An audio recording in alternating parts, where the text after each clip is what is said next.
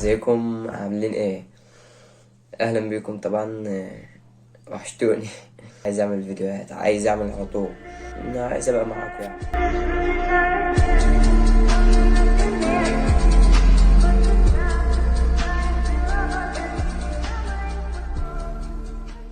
انا قلت لك سيبك من الموضوع ده، انا قلت لك كذا مره سيبك من المواضيع ديت. انت برضو مصمم في الموضوع. اعمل ايه بس يا محمود؟ هو انا يعني بايدي حاجه؟ مفيش بايدي حاجه.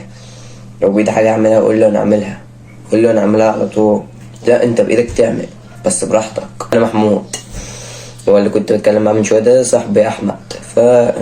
احنا اصحاب مع بعض من زمان جدا، صحاب جدا من زمان مع بعض. حابب ان انا اكمل في علاقتي معاه طبعا. بس مش عارف. انا بحب العب كوره، بحب الكوره جدا يعني. دايما بروح اختبارات بس لسه الفرصه ما جاتش برضه. بس انا بحب الكوره جدا. احمد ما مش في الكوره. عايزين تعرف الموضوع اللي كنا بنتكلم فيه، موضوع بنات. بحب كده. بس انا طبعا بحب الكوره ودايما بنصحه بس هو كمل في الطريق ده برضه. محمود واحمد كانوا بيعانوا من الفقر جدا، بس ما كانوش راضيين يبينوا، عايزين يبان ان هما معاهم فلوس برضه. مع محمود كان بيطلع يوميته على قد ان هو ياخد فلوس يروح بقى اختبارات. احمد ياخد فلوسه من يوميته برضه بس يروح بقى على البنات. وطبعا زي ما قلت لكم بحب البنات جدا. على فكرة انا بشجع الاهلي في مصر وبشجع ريال مدريد بره مصر. الو، انت فين يا عم؟ طب تعالى عشان ورايا ماتش كورة. يلا ماشي، متأخرش مستنيه. ماشي. طبعا كنت برن على احمد صاحبي عشان ورنا يعني ماتش زي ما قلت وكده، رايح العب مع اصحابي. محمود واحمد خدوا بعض وطلعوا فين؟ راحوا الماتش. محمود كان اتكسر يومها. محمود وراحوا جبسوله وطبعا طلع روح على البيت. احمد تن معاه لحد لما روح البيت وتن معاه كمان. يومها تن بيت معاه ما عادوش عارفين هيجيبوا فلوس منين. يا رجلي، مش عارف اعمل في رجلي يا احمد. انا مش عارف اعمل ايه. انت التن قاعد مكانك باشا وانا هجيب لك كل حاجة عندك. بس اقول لك انا عندي فكرة. احمد كان بيفكر ان هو يسرق. محمود وقع. محمود قال ما ينفعش كده بس احمد لا، ما كملش في اللي في دماغه.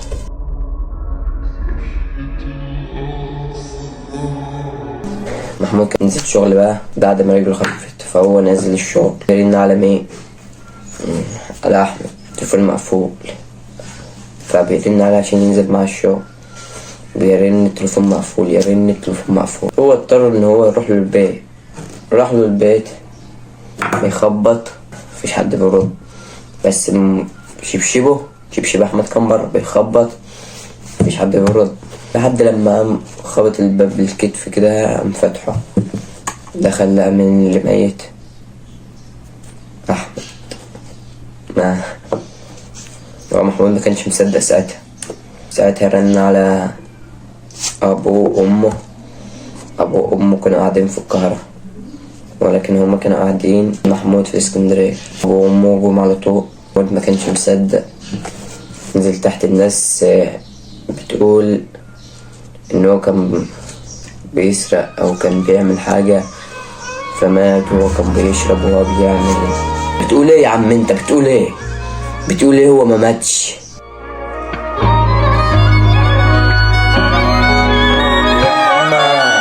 يا احمد